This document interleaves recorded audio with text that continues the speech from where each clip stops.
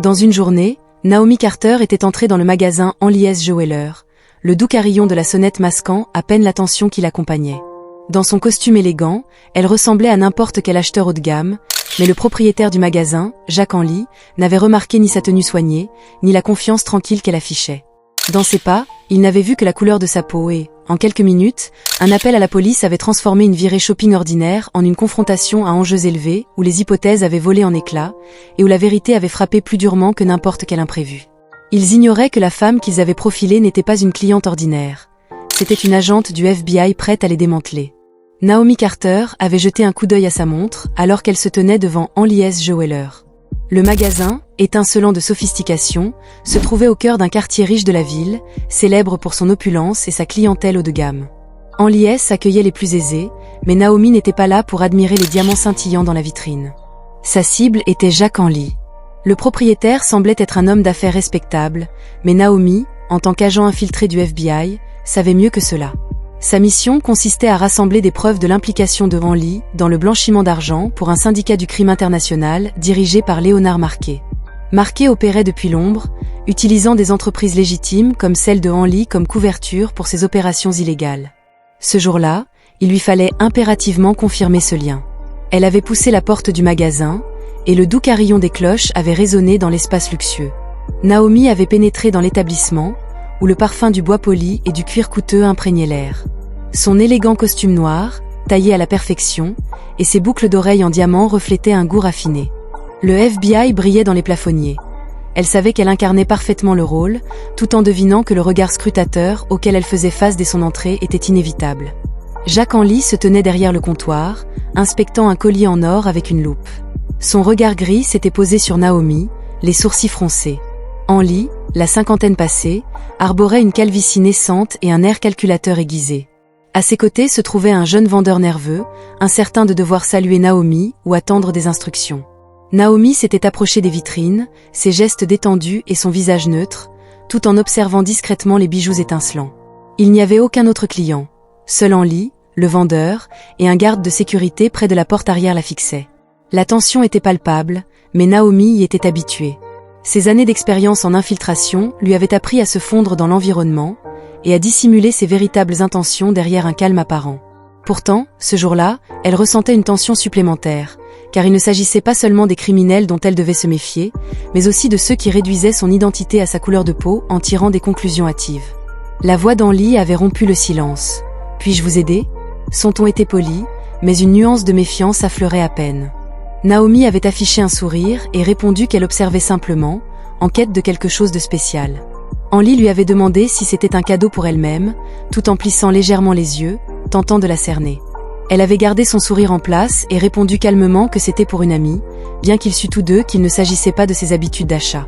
Son regard s'était attardé sur elle, insistant un moment de plus sur la montre coûteuse qu'elle portait. Il n'avait rien prononcé, mais Naomi percevait le poids de son jugement. Peu importait son apparence soignée ou posée, certains ne voyaient toujours qu'une seule chose. Elle en avait l'habitude, mais ce jour-là, cela jouait en sa faveur. Alors qu'elle examinait un collier de diamants, elle avait remarqué Henley, murmurer quelque chose au vendeur. Ce dernier avait hoché la tête, jetant un coup d'œil à Naomi avant de se retirer à l'arrière du magasin.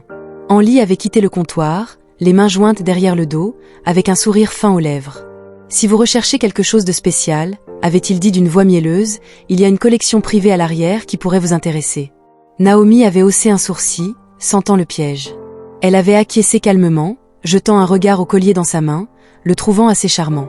Le sourire d'Henley s'était effacé quelque peu, trahissant une impatience qu'il ne parvenait plus à dissimuler. Naomi avait remarqué cela dans la façon dont il fixait le garde de sécurité, qui s'était rapproché avec la main posée sur l'étui de son arme. Henley avait insisté sur le fait que leurs pièces les plus précieuses ne s'exposaient pas devant. Naomi avait soutenu son regard sans ciller, lui répondant qu'elle ne faisait que regarder pour le moment et qu'elle lui ferait savoir si elle avait besoin d'aide.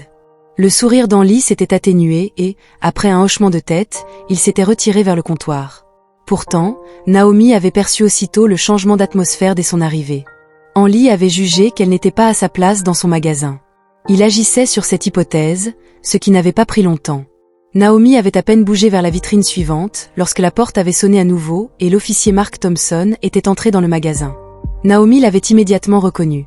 Il faisait partie des policiers les plus célèbres de la ville, connu pour son arrogance et son habitude de cibler les personnes qui ne correspondaient pas à sa vision de ceux qui devaient se trouver dans certains endroits. Thompson, grand et large d'épaules, avait attiré l'attention en scrutant la pièce. Son regard s'était fixé sur Naomi avec une intensité qui laissait clairement voir qu'il avait déjà pris une décision à son sujet. Thompson avait hoché la tête en direction de Henley, lui demandant s'il avait appelé.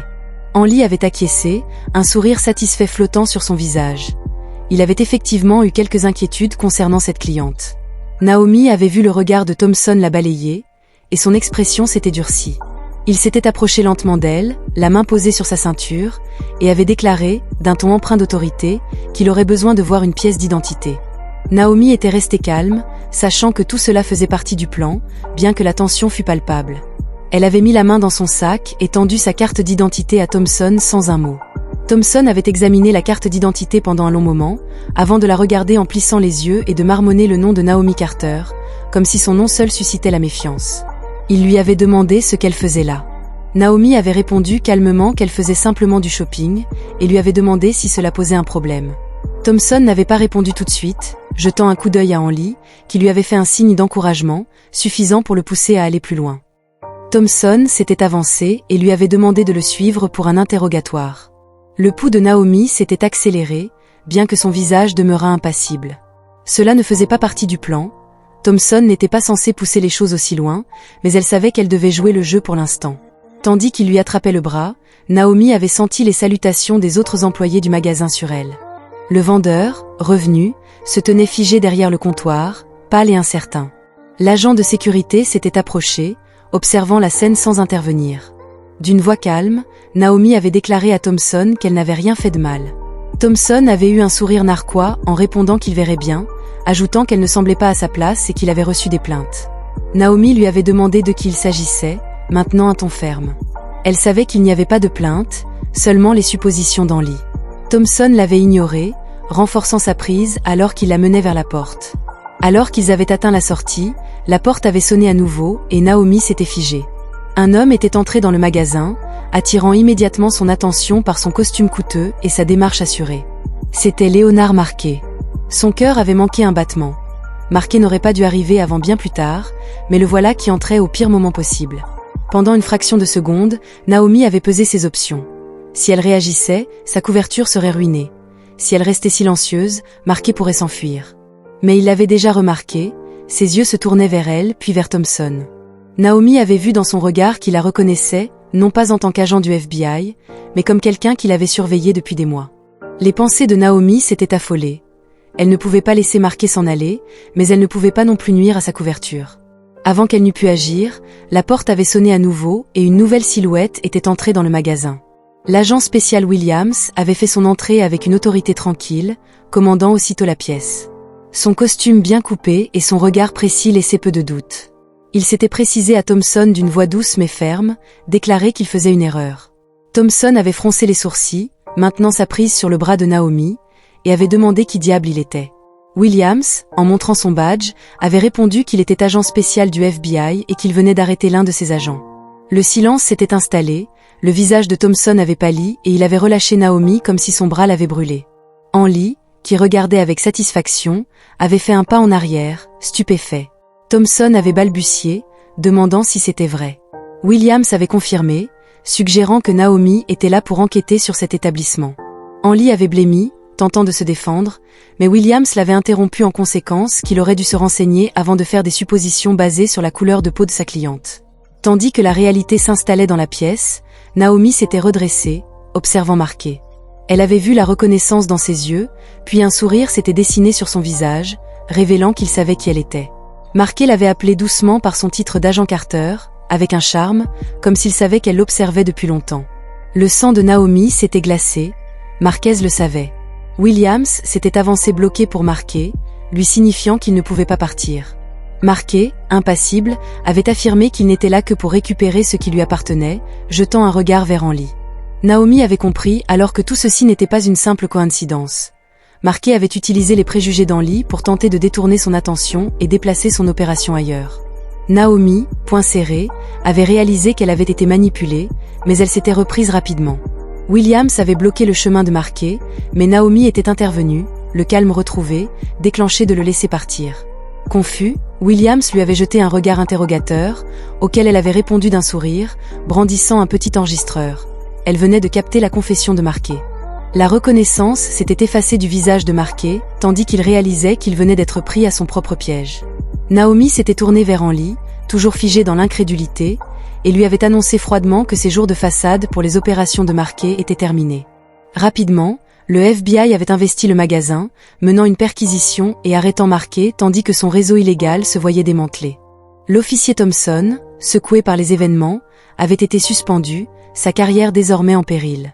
Naomi se tenait dehors, observant les agents prendre le contrôle du bâtiment, et avait respiré profondément, laissant la tension s'échapper de son corps.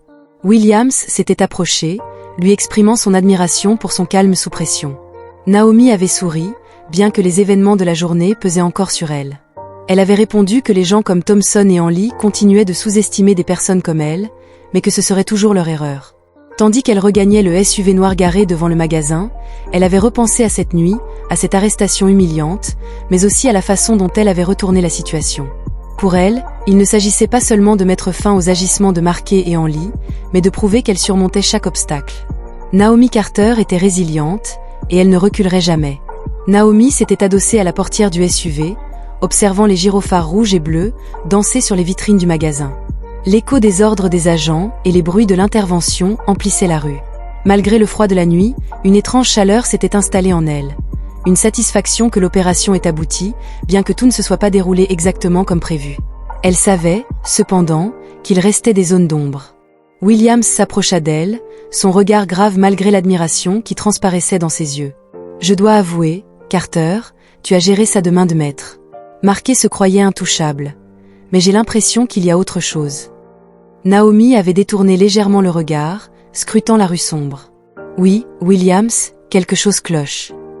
Elle se souvenait du sourire narquois de Marquet, et de la façon dont il avait cherché à attirer l'attention de Thompson. Elle savait que le criminel qu'elle venait de piéger était bien plus intelligent que la plupart des suspects qu'elle avait croisés. Un frisson l'avait parcouru. Je ne crois pas qu'il avait été surpris d'être pris ce jour-là, c'est comme s'il avait anticipé cette arrestation. Williams avait froncé les sourcils. Tu penses qu'il prépare quelque chose en retour? Naomi avait hoché la tête, la mine sombre. J'ai la nette impression qu'ils veulent être ici ce soir, et peut-être que cette arrestation, toute notre mise en scène, fait partie de son plan. Williams avait soupiré, jetant un coup d'œil vers le fourgon où Marquet, menotté et impassible, attendait que les agents finissent de documenter les preuves. Ça semble fini pour lui, pourtant, tu as raison. Ça ne cadre pas. Cet homme est rusé, il n'aurait jamais laissé autant de traces, du moins pas aussi facilement. Il s'était tu un instant, laissant le silence exprimer la tension qui s'était installée entre eux. Puis, soudain, la voix d'un agent paniqué s'était fait entendre depuis l'intérieur du magasin. « Chef, venez voir ça. » Naomi et Williams avaient échangé un regard rapide avant de se diriger d'un pas pressé vers la source du cri. En entrant dans le magasin, ils avaient trouvé l'agent, blême, désignant une porte dissimulée derrière une étagère renversée. Elle n'était pas verrouillée, et derrière, une petite pièce s'ouvrait, remplie de classeurs, de téléphones portables abandonnés, et de documents. Mais ce qui avait attiré leur attention, c'était l'étrange appareil installé au centre de la pièce. Une minuterie, fixée sur un dispositif électronique complexe, affichait un compte à rebours, il restait moins de 15 minutes. Naomi avait écarquillé les yeux, tandis que Williams avait murmuré, la mâchoire serrée, « Il a attiré toute l'équipe ici pour nous retarder. » D'un geste rapide, Naomi avait allumé son téléphone et appelé l'unité technique pour une analyse rapide. La voix dans son oreillette confirma ses craintes. Le dispositif n'était pas une bombe, mais un émetteur, capable de transférer des données vers un endroit indéterminé. Elle fixait l'appareil, réfléchissant aux cibles possibles de Marquet. Ce dernier, par ses transactions illégales, avait eu accès à des informations compromettantes sur les plus hauts dirigeants de la ville. Elle comprenait désormais son sourire assuré. Il avait laissé des traces volontairement pour se faire capturer, donnant ainsi le signal d'activation de ce dispositif. Williams lui avait lancé un regard intense. Nous devions interrompre le transfert immédiatement, avant qu'il n'ait tout exfiltré. Naomi s'était approchée du dispositif, l'analysant rapidement. Dans un silence tendu, elle s'était mise à désactiver les modules un par un, espérant stopper l'émetteur sans déclencher un contre-signal qui avertirait les complices de Marquet. Ses mains étaient restées sûres, malgré l'urgence, il restait moins de 5 minutes. À la dernière seconde, elle avait désactivé l'émetteur, stoppant le compte à rebours. Un soupir de soulagement avait échappé à Williams et aux autres agents dans la pièce. Cependant, elle savait qu'il n'en avait pas fini avec Marquet. En quittant le bâtiment, elle s'était tournée vers Williams. Marquet devait être emmené au quartier général. Il avait d'autres réseaux et d'autres pièges en place. Il se préparait depuis des mois. Cette arrestation n'était qu'une étape dans son plan. Williams avait hoché la tête. Alors, nous devions le devancer à chaque étape. Naomi avait souri, le regard déterminé. S'il voulait un jeu d'échecs, il ne savait pas encore ce qui l'attendait. Elle savait qu'elle venait de plonger dans un affrontement bien plus complexe que prévu. Mais pour Naomi Carter, il n'y avait pas de retraite possible. Elle avait une mission, et elle irait jusqu'au bout pour la mener à bien, quoi qu'il lui en coûte. Quelques mois plus tard, Naomi et Williams mirent enfin un terme aux activités de Marquet. Après avoir démantelé son réseau pièce par pièce, ils découvrirent que son arrestation initiale n'avait été qu'une diversion dans un plan bien plus vaste, visant à infiltrer des services secrets de plusieurs villes. Marquet, pris à son propre jeu, fut confronté à des preuves accablantes. Lors de son procès, il fut condamné pour ses multiples crimes et ne fit plus jamais parler de lui. Quant à Henley et l'officier Thompson, tous deux suspendus et discrédités, ils ne retrouvèrent jamais leur poste. Naomi, après cette mission éprouvante, prit un moment de recul pour souffler, mais son esprit ne s'arrêta jamais vraiment. Elle savait qu'il y aurait toujours des ennemis tapis dans l'ombre, prêts à tester sa résilience. Cependant, avec une détermination renouvelée, elle se jura de rester en première ligne, prête à faire face, et continua sa carrière au FBI, plus vigilante et plus intrépide que jamais. Merci d'avoir regardé et à la prochaine dans une nouvelle histoire émouvante.